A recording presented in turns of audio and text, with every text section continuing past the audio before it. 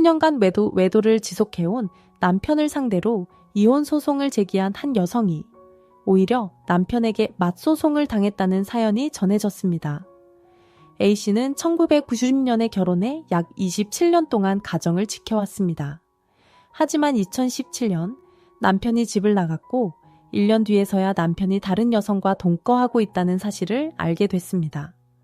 A씨는 그 긴 세월 동안 아이들만을 위해 생활비를 보내는 남편과 달리 정작 본인은 아무런 경제적 지원도 받지 못한 채 직장 생활을 하며 홀로 아이들을 키워야 했습니다. 그러던 어느 날 남편이 다른 여자와 다정하게 장을 보고 있다는 말을 들은 A씨는 상간녀에게 직접 전화를 걸어 항의했습니다.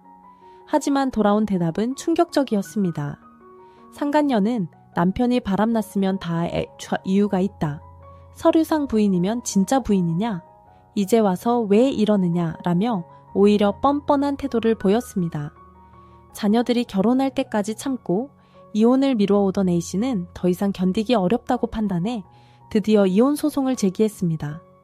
그런데 남편이 되레 맞소송을 제기하며 이혼은 물론 위자료와 재산 분할까지 요구해왔습니다. 이 과정에서 A씨는 남편 계좌를 확인했고 집을 나간 뒤 상간녀에게 상당한 금액을 꾸준히 송금해 왔다는 사실을 발견했습니다. 또 남편은 2002부 미년에 아버지에게서 토지를 상속받았고 2003년에는 형제로부터 토지를 증여받은 이력도 있었습니다. A씨는 이런 상황에서 정당한 위자료와 재산 분할을 받을 수 있느냐며 조언을 구했습니다. 이에 변호사는 A씨의 이혼 청구가 충분히 인정될 가능성이 높다고 설명했습니다. 27년 넘는 별거와 반복된 외도, 그리고 자녀들 역시 모두 성년이라는 점에서 민법에 따라 이혼이 인용될 수 있다는 것입니다.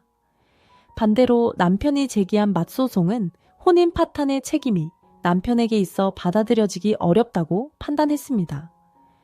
또한 남편이 A씨에게 2천만 원 이상 위자료를 지급할 가능성이 크고 상간녀 역시 A씨의 존재를 알고도 부정행위를 지속한 만큼 별도의 위자료 책임을 질 수 있다고 설명했습니다. 재산 분할에 대해서도 중요한 포인트가 나왔습니다.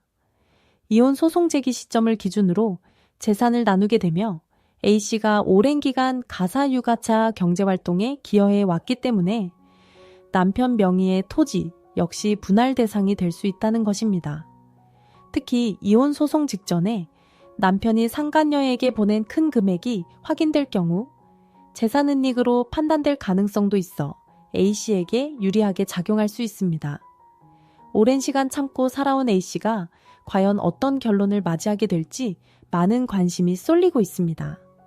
여러분은 어떻게 느끼셨나요? 댓글로 의견 남겨주세요. 구독과 좋아요는 영상 제작에 큰 힘이 됩니다. 감사합니다.